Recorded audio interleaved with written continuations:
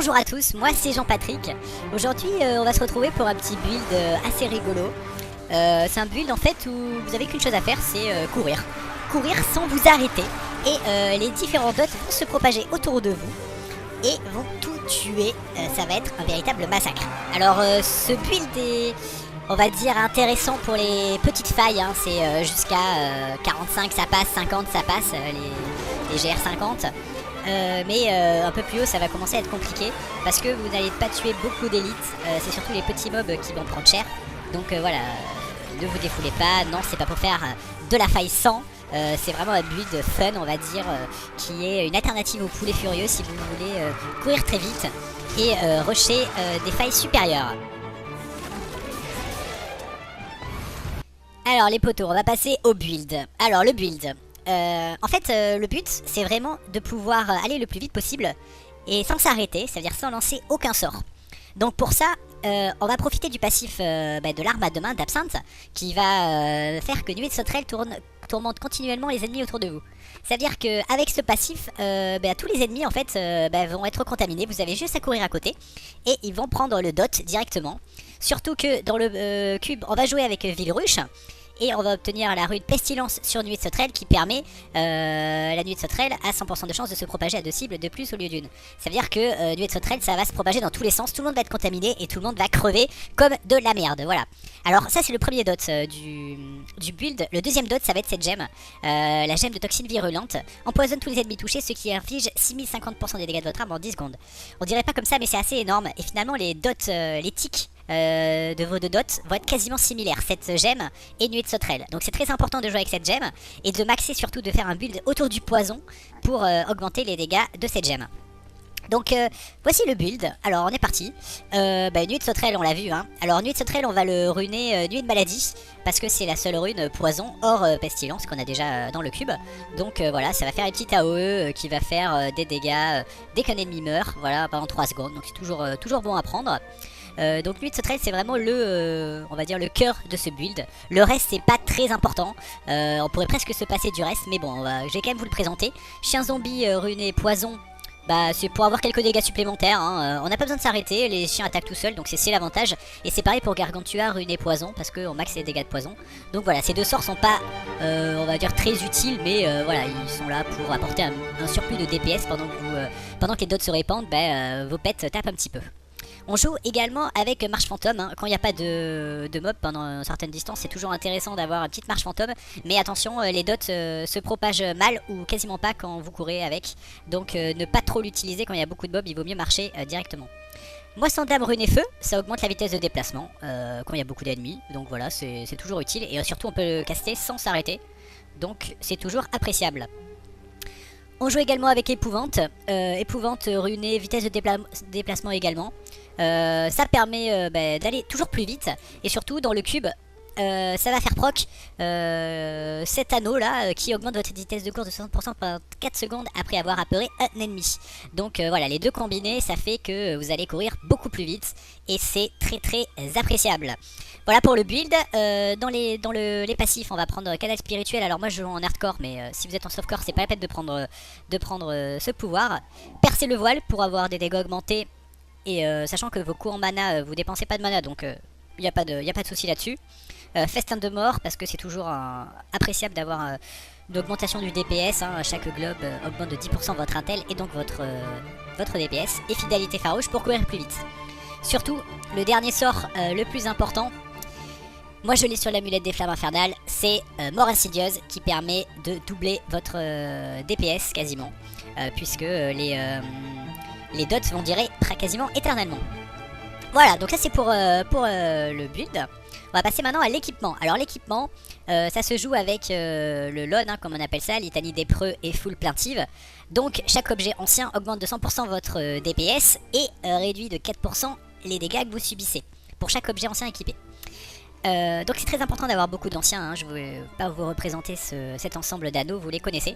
Donc on joue avec Absinthe, hein. C'est ce qui permet de diffuser Nuée de Sauterelle continuellement autour de nous.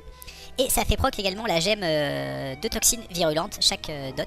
Donc voilà, c'est le principe du build, c'est d'avoir cette arme à deux mains. Dégâts de poison, pourcentage de dégâts, on va maxer sur tous les dégâts, donc ça va être assez intéressant. Les bots illusoires, tout simplement pour ne pas être stoppé par des mobs, hein, bloqué par des mobs, donc c'est toujours appréciable. Les jambières, on va utiliser cuissard démarré. Pourquoi? Parce que ça permet d'augmenter les dégâts de poison, et ça c'est toujours intéressant pour Nuée de Sauterelle et pour la gemme de toxine virulente, ça marche sur les deux. Le passif, on s'en fiche. Au niveau de la ceinture, on va utiliser l'arnais Hauge, je sais pas trop comment on prononce ça. Pour le passif, parce que le Nuée de Sauterelle ralentit aussi les ennemis de 80%, et surtout ça fait proc la gemme perte du piégé, donc qui va augmenter les dégâts subis, donc toujours très intéressant. La cuirasse actyline, on dépense pas de mana, on a de la résistance, des dégâts subis sont réduits de 50%, c'est toujours appréciable. Ornement de la combat, voilà, ça permet aussi là d'avoir un petit peu de résistance supplémentaire, même si on n'en a pas forcément besoin, hein, vous pouvez changer si vous avez autre chose. Et voilà, ça, on va chercher les dégâts de poison dessus. Hein. L'amulette des flammes infernales. Alors, je vous en ai pas parlé tout à l'heure, mais ce qui est pas mal en fait, c'est de maxer les dégâts de poison dessus. Bon, sur la mienne, j'en ai pas malheureusement, mais c'est toujours intéressant, un plus de 20% poison avec chance et dégâts des coups critiques. Pour le casque, un petit Quetzalcoatl. Quetzalcoatl qui permet de doubler le DPS. Hein. Nuée de Sauterelle inflige ses dégâts en moitié moins de temps, donc toujours très intéressant. Et pour les épaulettes, un peu ce que vous voulez, ce que vous avez sous la main. Ce qui est important, c'est d'avoir du pourcentage de Nuée de Sauterelle. Donc le pourcentage de Nuée de Sauterelle, on va le chercher ici. On va le chercher ici, sur le torse. Et je crois que c'est tout, oui c'est tout. Voilà, donc voilà pour le build. Pour le cube, je vous ai montré un petit peu déjà tout à l'heure. On joue avec Vilruche, Nuée de Sauterelle obtient l'effet d'avoir une pestilence et ses dégâts sont augmentés de 60%. Donc quasiment indispensable, ça booste le DPS. Et c'est ce qui permet à on va dire au dot de se propager partout. En pantalon maléfice de Yann. À chaque fois qu'on marche, on augmente les dégâts de 25%. Donc ça c'est très intéressant, on ne s'arrête jamais dans ce build. Et l'anneau qui permet de booster la vitesse de déplacement. J'ai pas parlé des gants. Les gants, mettez ce que vous voulez. Moi je mets ça pour la résistance. Ça peut être pas mal en Tasker NTO ancien si vous en avez. Pour booster un petit peu la vitesse d'attaque de vos familiers. Les 3 gemmes, surtout gemme de toxine virulente qui est très très importante. Elle fait quasiment autant de dégâts que Nuée de Sauterelle. Donc très important de la maxer et de la récupérer. Je joue avec pierre de vengeance de Zei parce que plus je cours et plus je crée de la distance avec les ennemis. Et du coup les dots sont plus forts quand un ennemi est affecté et plus loin. Et perte du piégé qui est déclenchée par la ceinture comme je vous l'ai dit. Voilà, donc grâce à ce build en fait, ça vous permet de se faire des failles on va dire 40-45 très facilement. Et de farmer vos gemmes bas level. On va dire que c'est un peu moins intéressant pour les failles normales puisque les élites sont assez lents à tomber. Du coup, en général, on cherche dans les failles normales à tuer des élites, à rusher les élites. Donc là, c'est pas trop le cas. Là, on va plutôt tuer des mobs plus facilement. Les élites se font buter, mais avec un peu plus de temps. Alors avant de se quitter, je voulais vous montrer quelques calculs que j'avais fait rapidement. Parce que certains vont se demander, oui Jean-Patrick, pourquoi tu n'as pas fait un build basé sur le feu ou sur une arme à une main puisque les dégâts de Nuée de Sauterelle seraient plus importants? Eh bien non. Voilà, en gros les différents cas. Donc le premier cas, on a arme à une main, poison. Arme à deux mains, poison sur le deuxième cas. Arme à une main, feu. Et arme à deux mains, feu. Les 4 chiffres que vous voyez là, les 4 nombres, c'est en gros les dégâts par dot. Alors j'ai pas calculé, en fait c'est les dégâts pour chaque tick de dot. Alors j'ai pas calculé avec toutes les gemmes parce que c'est un peu compliqué avec la pierre de vengeance de Zei de calculer selon la distance etc. Mais globalement ça vous donne un ordre d'idée. Ce qu'on voit c'est que de toute façon, alors à équipement à peu près égal, il vaut mieux faire du poison. Pourquoi? Parce que vous voyez que là, ça c'est les dégâts par tick de Nuée de Sauterelle. Et ça, c'est les dégâts par tick de la gemme de poison. Donc vous voyez que la gemme de poison, alors là j'ai niveau 81, avec tous mes bonus, elle fait beaucoup plus de dégâts que la gemme Nuée de Sauterelle. Donc c'est pour ça que c'est plus intéressant d'avoir un build de poison. Parce qu'on va maxer à la fois les dégâts de Nuée de Sauterelle, mais aussi de cette gemme.